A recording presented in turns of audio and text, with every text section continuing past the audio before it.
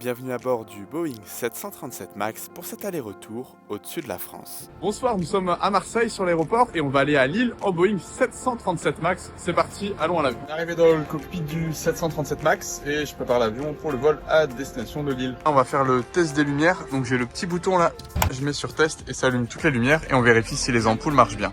Un aperçu de notre route pour ce vol de nuit, nous survolerons entre autres Lyon et la capitale pour un temps de vol d'1 h et 11 minutes. Le vol était très beau, on a survolé Paris, les images étaient magnifiques. Par cette nuit d'automne, le ciel est dégagé au-dessus de Paris et nous annonçons à nos passagers qu'ils peuvent voir la Tour Eiffel. Nous sommes ici à 30 000 pieds, environ 9 km d'altitude. Pour notre approche à Lille, on avait peur que le plafond nuageux soit trop bas. En fait, s'il passe sous 200 pieds, c'est-à-dire 70 mètres du sol, dans ce cas-là, on est obligé de réaliser un atterrissage automatique. C'est pas nous qui allons atterrir l'avion à la main, mais ça demande un peu de préparation.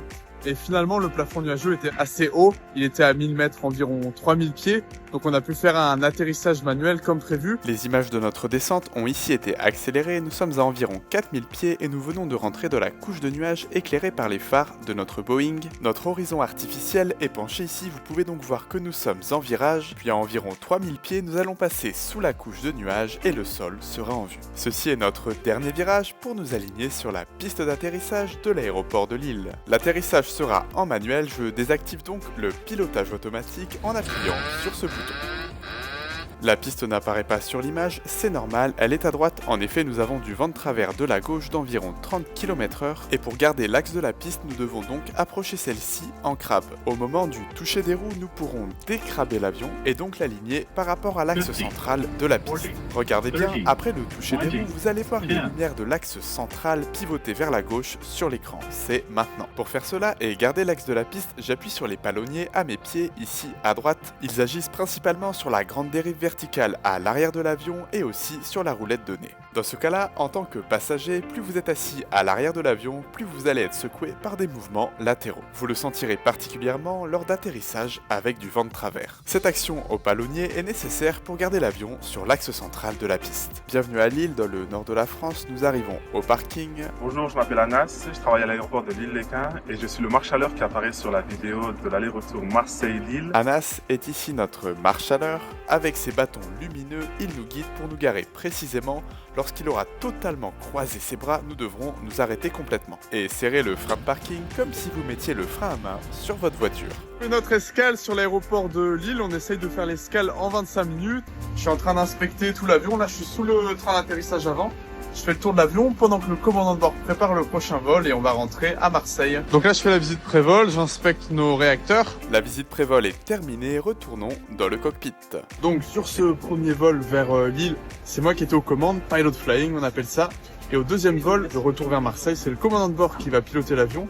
Et moi je vais être en charge des communications, radio, lire les checklists et aussi faire tous les papiers du vol. On est arrivé à notre stand il y a 14 minutes et là nos passagers pour le vol suivant viennent de commencer d'embarquer. Normalement on devrait être prêt à repartir assez rapidement. Le pushback ou en français le repoussage de l'avion est maintenant terminé. Devant nous, voici le véhicule qui nous a repoussés. Nous venons de démarrer nos 2 réacteurs. Nous allons maintenant configurer notre avion pour le décollage. Par exemple, nous activons le réchauffage des sondes qui mesurent la vitesse. Voici à quoi elles ressemblent. Elles sont situées de part et d'autre du nez de l'avion. Nous configurons le système pour l'air conditionné à bord de l'avion et nous sortons nos volets en position 5 pour le décollage. Ici nous testons le débattement des commandes de vol, c'est la procédure normale avant chaque décollage. À ce moment, en tant que passager, si vous êtes assis à côté des ailes, vous allez voir les volets se déployer et momentanément les ailerons se lever pendant que nous testons le débattement des commandes de vol. Après notre checklist avant roulage, pour vérifier que tout est configuré correctement, nous pouvons rouler jusqu'à la piste.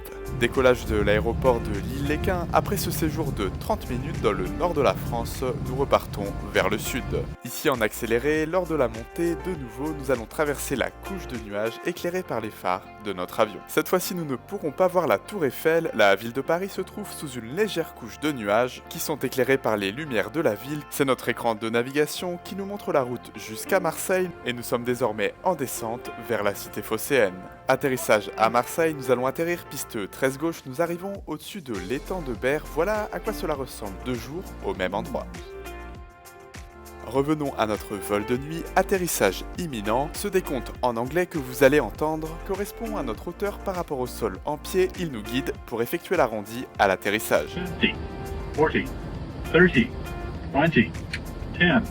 Cette hauteur est mesurée par un radio-altimètre situé sous l'avion. Les roues de l'avion viennent de toucher le sol. Une fois que nous serons sortis de la piste, le contrôleur aérien nous donne notre numéro de parking et les instructions pour rouler jusqu'à celui-ci. Nous pouvons désormais éteindre le Boeing. On vient de rentrer à Marseille, donc là me voici sous le train d'atterrissage. D'habitude, cet endroit est très bruyant.